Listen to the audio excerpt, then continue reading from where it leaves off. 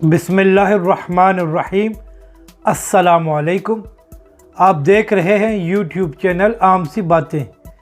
एक बार फिर अफ़गानिस्तान और भारत से पाकिस्तान के ख़िलाफ़ कैंपेन चल रही है और इसमें एक पाकिस्तानी सियासी जमात भी मुलव्वस है, मगर इस सब के बावजूद पाबंदी सिर्फ तहरीक लब्बैक के लिए ही है।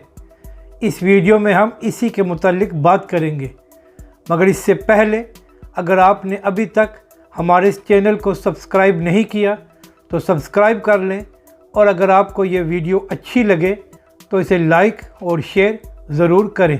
जिस वक्त से तालिबान की पेशकदमी जारी है और उन्होंने बहुत से इलाकों और सूबाई दारुल हुकूमतों पर कंट्रोल हासिल कर लिया है, तो तब से अशरफ गनी अपनी शिकस्त को बचाने के लिए मुसलसल पाकिस्तान पर बेबुनियाद और झूठे इल्ज़ामात लगा रहा है।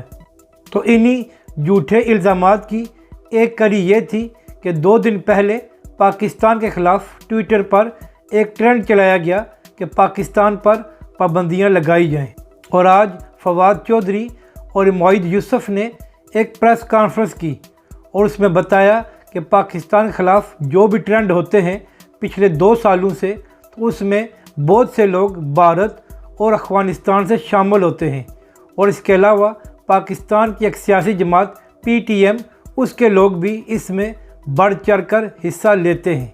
और यहाँ पर फवाद चौधरी और उसकी हुकूमत से ये सवाल बनता है कि आपने तहरीक लब्बैक पर पाबंदी लगाई हुई है, जिन्होंने कभी भी ना ही रियासत पाकिस्तान के ख़िलाफ़ और ना ही कभी पाक फ़ौज के ख़िलाफ़ कोई बात की है, और दूसरी तरफ PTM है जो हर फोरम पर रियासत पाकिस्तान और पाक फ़ौज पर झूठे इल्ज़ामात लगाती है।